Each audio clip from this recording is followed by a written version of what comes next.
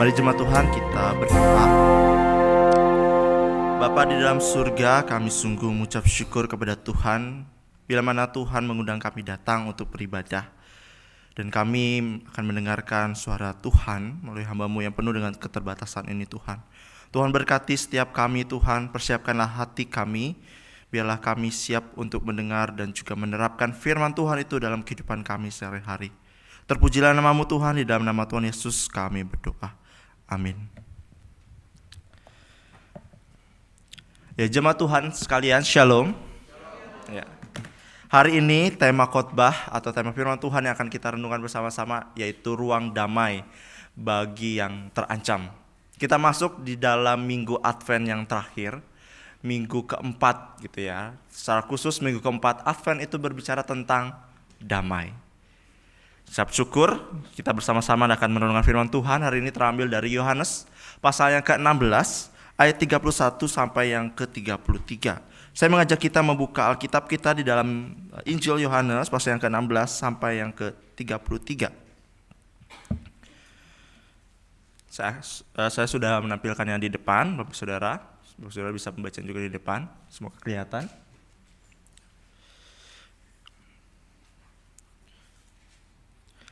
Ya, Bapak Saudara, Yohanes pasal 16 ayat 31 sampai yang ke-33. Saya akan membacakannya untuk kita sekalian, Bapak Ibu Saudara bisa memperhatikan di dalam Alkitab masing-masing. Demikian firman Tuhan. Jawab Yesus kepada mereka, "Percayakah kamu sekarang? Lihat, saatnya akan datang, bahkan sudah datang, ketika kamu akan dicerai-beraikan masing-masing ke tempatnya sendiri, dan kamu meninggalkan aku seorang diri. Namun aku tidak seorang diri, sebab Bapa menyertai aku. Semuanya itu kukatakan kepadamu supaya kamu beroleh damai sejahtera dalam aku. Dalam dunia kamu menderita penganiayaan, tetapi kuatkanlah hatimu."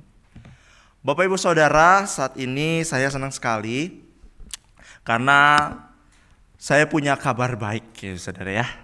Saya punya kabar baik untuk kita sekalian. Pasti Bapak Saudara dengar kabar baik pasti senang gitu ya. Pasti menunggu-nunggu gitu ya. Bapak Saudara penasaran kabar baiknya apa? Bapak Saudara, kabar baik bagi kita sekalian, dengar Bapak Saudara ya, bahwa di tahun 2025, kabar baik bagi kita, harga beras akan naik, pajak akan naik gitu ya. Kurikulum sekolah akan diganti lagi Bapak Saudara. Nilai tukar rupiah naik. Harga bahan bakar juga naik. Pokoknya di tahun depan kita akan mengalami kesulitan. Bapak Saudara, bagaimana Bapak Saudara kalau dengar kabar ini? Kabar baik ini gitu ya. Pasti Saudara terkaget-kaget bukan? Mungkin sebagian dari kita bertanya, apa maksudnya gitu ya. Lalu apa maksudnya kok kabar baik semuanya naik gitu ya. Bahkan mengalami kesulitan gitu ya. Saudara, yang ingin saya katakan, kabar baik yang tadi saya bilang itu adalah bahwa akan ada kabar buruk. Kabar baik bagi kita adalah bahwa akan ada kabar buruk di tahun 2025. Bagaimana bisa kabar buruk itu menjadi kabar baik Bapak Ibu Saudara ya? Loh kan pinginnya kabar baik tahun depan itu kerjaan lancar, anak sekolah lancar, ekonomi keluarga lancar, hubungan dengan pasangan lancar, kalau bisa tahun depan segera merit gitu ya.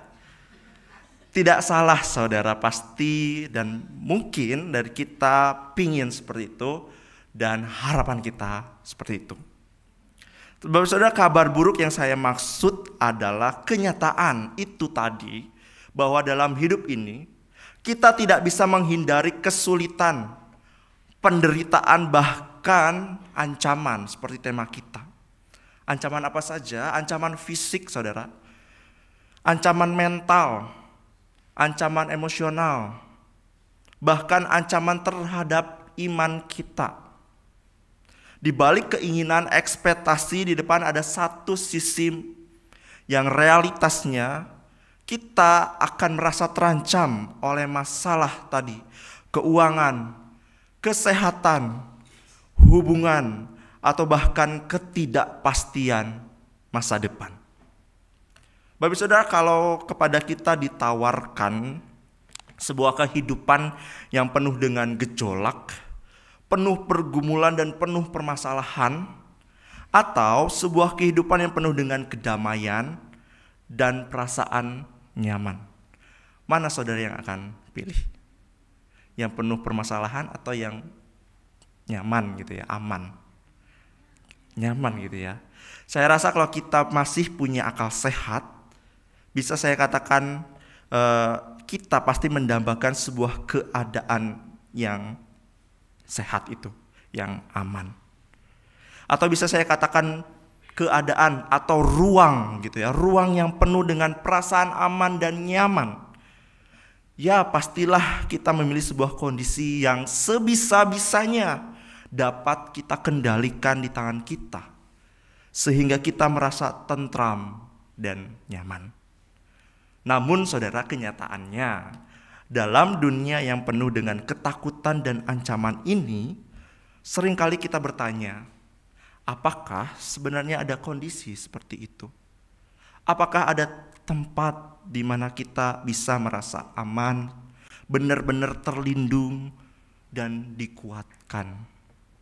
Saudara, memang banyak orang gak senang dengan kata hidup ini sulit gitu ya. Bersiaplah menderita. Kalau Bapak Ibu Saudara konseling, ketemu dengan hamba Tuhan, menceritakan permasalahannya, lalu hamba Tuhan itu bilang, ya hidup ini sulit, udah kamu menderita saja. Pasti Bapak Ibu Saudara merasa tertekan, bukan? Gak mau lagi ketemu dengan hamba Tuhan itu. Bapak Saudara, dari setiap kita, bahkan saya sendiri tidak siap untuk menderita. Tidak bisa kalau terus-terusan menderita. Akan tetapi saudara, melalui perenungan kita hari ini, di dalam Yohanes 16 pasal yang ke-31 sampai ke-33, Yesus sendiri memberi kita kabar baik tentang ruang damai di tengah kabar buruk yang kita alami. Setidaknya Bapak Saudara, dalam perenungan kita hari ini ada tiga kabar baik untuk kita sekalian. Berbahagia kita sekalian, Bapak Saudara, cuma 3. Saya tidak memberikan 10 kabar baik gitu ya. Karena kabar baik itu juga jadi benar-benar bukan kabar baik gitu ya. Jadi saya berikan 3 saja Bapak Saudara bagi kita yang merasa terancam. Bapak Saudara, kalau kita melihat di dalam Yohanes pasal yang ke-16 ini, ayat ke-31 dan 32 secara mendetail, secara mendalam, dikatakan Yesus menjawab mereka, sekarang kamu percaya? Sesungguhnya saatnya akan datang, bahkan telah datang, bahwa kamu akan diserahkan masing-masing ke tempatnya, dan kamu akan meninggalkan aku seorang diri. Namun aku tidak akan sendiri karena Bapa menyertai aku. Bapak Ibu Saudara, di sini Yesus sedang berbicara kepada para murid. Pada malam sebelum kematiannya, sebelum Yesus akan disalibkan. Saat itu murid-murid mulai paham. Setelah 3,5 tahun mengikuti Yesus, mereka akhirnya paham bahwa siapa Yesus, dia sebagai Mesias yang dijanjikan. Akan tetapi Bapak Saudara, Yesus tahu bahwa meskipun para murid mengaku percaya dengan mulut mereka, ujian yang lebih besar akan segera datang, Bapak Saudara. Di ayat yang ke-31 dikatakan, percayakah kamu sekarang? Gitu ya. Sekalipun diterjemahkan ke dalam kalimat tanya, Bapak Saudara, itu tidak berarti bahwa Yesus meragukan iman mereka. Yesus tidak ragu akan iman mereka. Yesus tahu betul mereka akan mengaku dengan mulut mereka, beriman, mereka paham. Lalu apa maksudnya dari pertanyaan Yesus ini, saudara? Saudara, sekalipun mereka mengaku percaya kepada Yesus, tetapi Yesus sedang sebenarnya menguji iman mereka. Kalau bisa dibahasakan sederhana seperti ini, sekarang kamu percaya. Sekarang kamu percaya. Gitu. Yesus tahu bahwa pengertian mereka itu belum benar-benar lengkap, saudara, belum benar-benar utuh. Dan bahwa iman mereka akan segera diuji dalam cara yang sangat berat. Segera, saudara. Saudara bayangkan bagaimana perasaan para murid pada saat itu. Mereka merasa percaya. Tetapi Yesus bilang mereka akan bingung dan ketakutan. Mereka akan terserai-berai. Saat itu para murid tentu tidak membayangkan apa yang akan terjadi, Bapak Saudara. Mereka tidak tahu bahwa beberapa jam lagi, ketika mereka sedang ngobrol dengan Tuhan Yesus, mengadakan perjamuan terakhir, mereka akan menyaksikan Yesus ditangkap, diperlakukan tidak adil, dan akhirnya melihat Yesus mati, saudara. Dan Yesus sudah kasih kisi-kisi di awal ini, Bapak Saudara, bahwa mereka juga akan merasakan kehilangan yang mendalam, duka cita akan guru mereka yang mati. Bahkan mereka akan merasakan ancaman. Mereka akan dicari, diburu, dan dianiaya. Dan namun di tengah itu semua, Yesus mengingatkan bahwa meskipun segala sesuatunya tampak berantakan, mereka tidak perlu takut.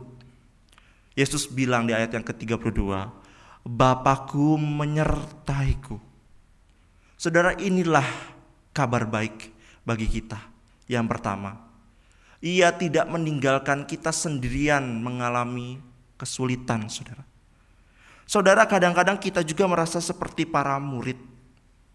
Mungkin kita mengaku percaya, tetapi saat masalah datang, kita merasa cemas dan takut. Ketika hidup tampaknya tidak sesuai dengan ekspektasi kita, kita mungkin merasa ditinggalkan atau merasa seolah-olah Tuhan jauh. Saudara, tetapi kenyataannya Tuhan selalu menyertai umatnya. Immanuel, saudara. Seperti Yesus yang tidak pernah benar-benar sendirian karena penyertaan Bapaknya. Jadi saudara, dari kabar yang pertama ini, kabar buruknya, dunia ini penuh dengan masalah. Namun kabar baiknya adalah meskipun kita menghadapi cobaan, masalah itu, kita tidak benar-benar sendirian. Tuhan selalu bersama kita, bahkan dalam kesulitan yang paling besar sekalipun. Saudara, izinkan saya bertanya, di dalam 2024 ini sudah berapa banyak yang Tuhan izinkan bagi kita mengalami permasalahan, duka cita, permasalahan ekonomi, hubungan keluarga. Di dalam permasalahan itu sudah berapa kali kita merasakan hadirat Tuhan, pembelajaran daripada Tuhan, saudara. Kalau saya secara pribadi, seringkali ketika saya mengalami permasalahan, tak jarang juga saya mengeluh kepada Tuhan. Akan tetapi saya menyadari bahwa Tuhan bekerja di dalam dan melewati masalah itu, saudara. Saya tidak benar sendirian. Ada orang-orang juga yang bersama-sama dengan saya juga mengalami permasalahan yang sama. Tapi penyertaan Tuhan itu selalu menghibur, saudara. Penyertaan Tuhan selalu memberikan kekuatan. Dan inilah kabar baik bagi kita yang sedang dalam permasalahan dan akan terus dalam permasalahan, saudara. Saudara, kabar baik yang kedua bagi kita sekalian, di dalam kekacauan hidup kita, Tuhan itu memberikan damai-Nya. Dikatakan di dalam ayat yang ke-33a, ini kukatakan kepadamu supaya kamu beroleh damai sejahtera di dalam aku. Saudara, kata damai sejahtera yang digunakan adalah eirene dalam bahasa Yunani. Dan dalam bahasa Ibrani, dalam terjemahannya sama, itu memiliki terjemahannya adalah shalom, saudara. Yang tadi kita dengar di awal ibadah. Shalom memiliki arti yang sama, eirene dan shalom ini. Kata ini memiliki arti yang lebih luas dari sekedar kata damai batiniah atau kata tenang, saudara. Kata ini, kata shalom, damai sejahtera, memiliki arti utuh, sempurna, kebaikan, kesejahteraan, ketenangan. Dan shalom sendiri dalam perjanjian lama dikaitkan dengan berkat rohani daripada Tuhan, saudara. Dan damai yang sedang dibicarakan oleh Yesus dalam ayat yang kita baca ini bukanlah kedamaian yang dunia tawarkan, saudara. Yang seringkali bergantung pada kondisi sekitar. Kalau keadaan baik, ya kita baik.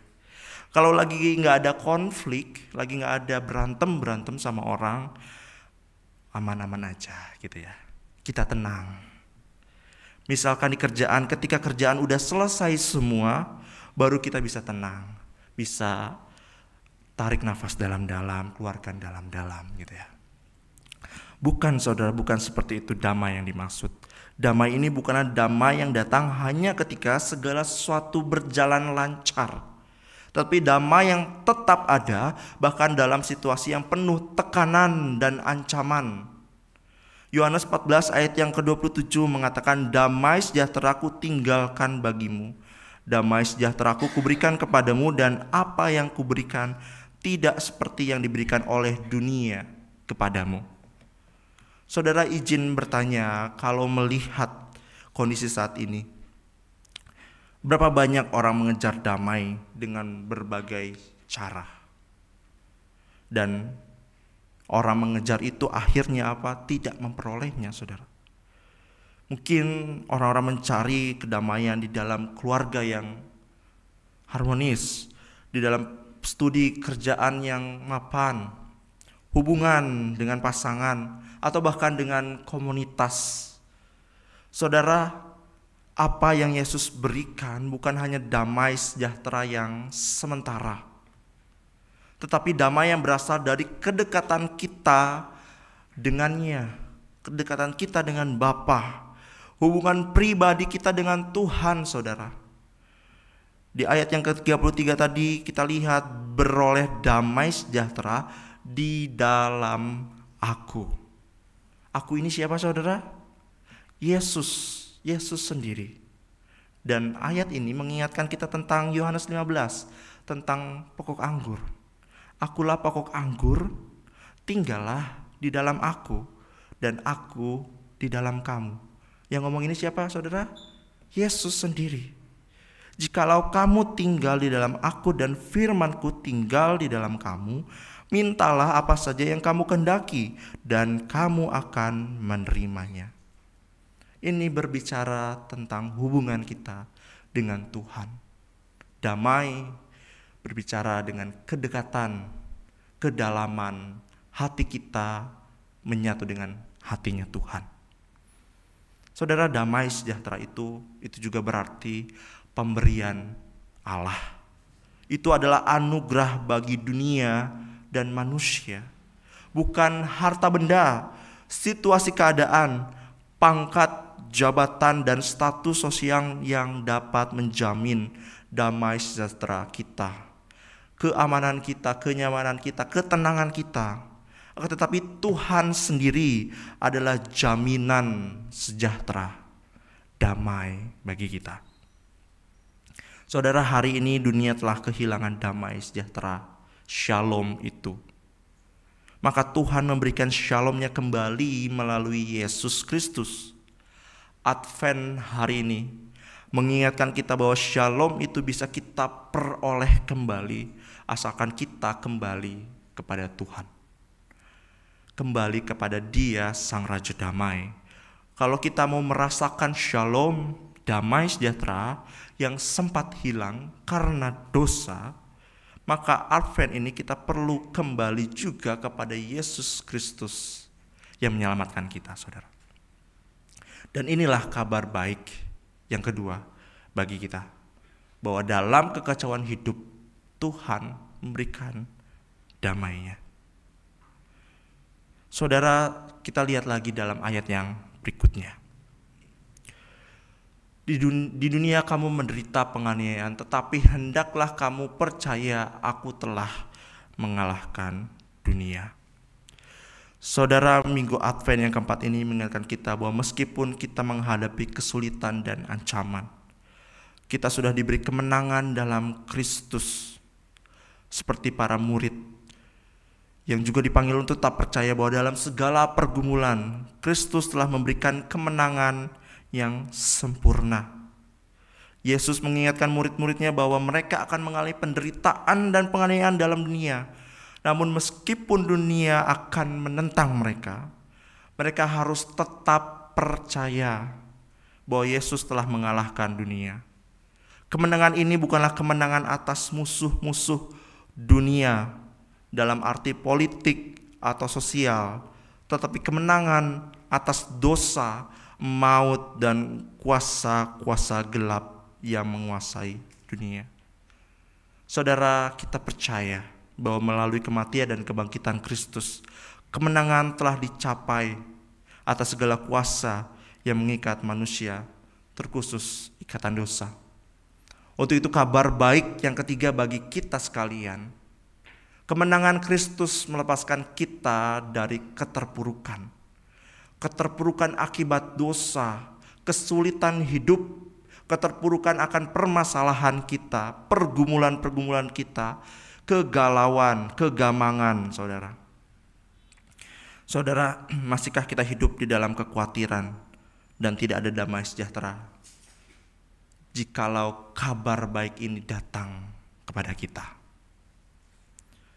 Seperti para murid, kita mungkin merasa kehilangan atau bahkan ditinggalkan dalam masa-masa sulit. Saudaraku yang terkasih, saat kita merayakan Advent, kita merayakan masa penantian kedatangan Kristus ke dalam dunia untuk membawa keselamatan dan damai bagi umat manusia, dan akan disempurnakan kembali pada kedatangannya yang kedua. Kedatangan yang pertama, yaitu Natal di dalam 2000 tahun yang lalu, itu menjamin bahwa Dia Sang Raja Damai mengundang kita masuk merasakan damai sejahtera yang sejati. Dia mendamaikan kita dari murka Allah, mendamaikan kita orang-orang yang patut kena hukuman dari Allah karena dosa-dosa kita. Saudara, tinggal 3 hari, tanggal 25 Desember, itu berarti ulang tahun saya, bukan saudara. Kita merayakan Natal gitu ya. Seperti budaya dunia kita merayakan Natal. Ada sebuah ilustrasi saudara dalam bahan saat teduh yang saya baca, dan itu berkesan tentang makna Natal. Saudara, ada sepasang suami istri yang sedang duduk menikmati makan malam gitu ya. Katakanlah dinner, Christmas dinner saudara ya, makan malam Natal gitu ya. Mereka menikmati makan malam itu sambil menggunakan pakaian terbaik mereka, makanan yang terbaik, restoran yang terbaik. Akan tetapi ketika saat itu ada seorang teman mereka, kenal mereka, datang dan melihat mereka dan berjalan ke arah meja mereka, menyapa mereka dan bertanya, ada perayaan istimewa apa ini gitu ya. Dia bertanya gitu. Lalu salah seorang dari pasangan itu bilang, kami sedang merayakan Natal dan juga sekaligus merayakan pesta ulang tahun seorang bayi di keluarga kami. Dia berusia 2 tahun hari ini, bilang dari salah satu pasangan itu saudara. Lalu temannya tadi bilang, di mana bayinya?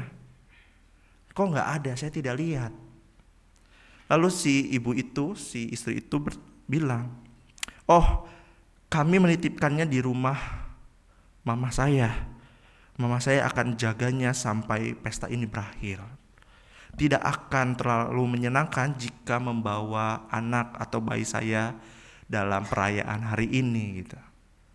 Sangat aneh bukan Bapak Saudara dalam cerita ini.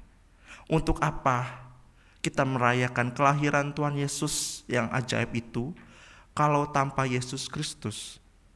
Seperti cerita ini, untuk apa merayakan Natal, merayakan kelahiran anaknya kalau tidak libatkan anaknya ikut gitu. Sama saja dengan mencari damai sejati tanpa Kristus, saudara. Itu tidak mungkin akan terjadi. Kita merayakan hari Natal, pastilah kita perlu juga merayakan Yesus Kristus dalam hati kita yang hadir, saudara. Damai sejahtera ini diperoleh hanya dalam Kristus. yang telah menyelesaikan pekerjaan penebusannya di salib. Saudara, pekerjaan salib Kristus adalah dasar dari damai ini yang mengatasi perbedaan dan dosa kita dengan Allah, serta membawa kita kepada kedamaian yang lebih dalam, yaitu rekonsiliasi dengan Allah dan dengan sesama. Untuk itu, damai sejahtera sejati diperoleh hanya di dalam Kristus yang telah menyelesaikan pekerjaan penebusannya di atas kayu salib. Sekali lagi, damai ini bukan hanya perasaan atau suasana hati yang sementara, tapi adalah keadaan yang dikerjakan oleh Kristus melalui karya penebusannya yang sempurna. Saudara, saya izin bersaksi dalam penyampaian firman Tuhan hari ini. Dalam mempersiapkan renungan firman ini, di hari-hari kemarin, saudara, ya, beberapa hari kemarin saya diingatkan dan ditegur oleh Tuhan. Beberapa waktu yang lalu, sudah lama sekali gitu ya, saya menghadapi situasi yang juga berat. Ada banyak hal yang tampaknya berjalan tidak sesuai rencana. Hubungan yang terganggu, permasalahan dengan pasangan, dengan keluarga, pelayanan yang penuh tantangan, saudara, dan rasa cemas semakin mendalam. Saudara, dalam keadaan seperti itu saya mulai bertanya-tanya, di mana Tuhan? Mengapa Dia membiarkan saya melalui semua ini? Begitu langsung bertumpuk permasalahan yang dialami. Saya merasa bingung, saya merasa kesepian. Saudara, namun dalam kesendirian saya, dalam persiapan itu, Tuhan mulai mengingatkan saya melalui firman-Nya hari ini. Dalam perenungan itu saya menyadari bahwa Tuhan tidak menjanjikan hidup yang bebas dari masalah atau kesulitan, tapi Dia berjanji untuk selalu menyertai kita melalui semua permasalahan. Saya merasa ditegur oleh Tuhan, tetapi teguran itu membuat saya merasa bahwa Tuhan hadir di dalam permasalahan hidup saya, bahkan di tengah kekacauan yang dihadapi. Beberapa hari setelah itu, saudara, saya mengalami pengalaman yang juga dikuatkan. Di tengah kesibukan saya, seorang teman lama tiba-tiba menghubungi saya. Dia banyak sharing, dan di akhir obrolan itu dia hanya bilang, "Saya berdoa untukmu, dan saya percaya Tuhan tidak akan membiarkanmu berjalan sendiri." Luar biasa, saudara. Pesan itu begitu tepat dan menjadi tanda kasih Tuhan yang nyata dalam hidup saya. Saya sadar bahwa Tuhan bekerja dengan cara yang tak terduga, melalui orang-orang sekitar, melalui firman-Nya, dan melalui perasaan damai yang diberikan. Meskipun segala sesuatu di sekitar kita seakan-akan tidak berubah. Saya belajar bahwa kesulitan yang saya alami bukanlah tanda bahwa Tuhan meninggalkan saya, melainkan kesempatan untuk lebih mengandalkan Tuhan dan melihat bagaimana Dia bekerja. Saudara, jika Anda, kita sekalian sedang melalui masa sulit, ingatlah bahwa Tuhan tidak akan pernah meninggalkan kita sendirian. Dia selalu hadir, menguatkan, dan memberi jalan keluar. Sekali lagi, Dia hadir, menguatkan, dan memberi jalan keluar, meskipun kadang kita tidak langsung menyadarinya. Saudara, Tuhan adalah tempat perlindungan kita, dan dalam setiap kesulitan Dia tetap bersama kita, memimpin kita menuju kemenangan yang Dia sediakan bagi kita. Saudara, di akhir perenungan ini saya akan memberikan kesimpulan bagi kita sekalian. Saudara, memang hidup kita penuh kabar buruk, namun Dia akan terus memimpin kita melewatinya. Sebenarnya adalah kabar ini sebenarnya sangat menegangkan bagi kita. Saudara sekalian, kabar baik yang datang dari Tuhan adalah bahwa di tengah segala penderitaan dan kesulitan itu, Dia menyertai kita, memberikan damai sejahtera-Nya, serta kekuatan untuk menjalani hari depan yang penuh tantangan. Inilah kabar Advent yang keempat bagi kita. Sekarang bagi kita, tugas kita, tanggung jawab kita, yaitu percaya, bersandar, dan izinkan Tuhan melakukan karya penyelamatan bagi kita sekalian. Seperti perkataan Yesus kepada para murid, sudahkah kamu percaya? Mari kita berdoa.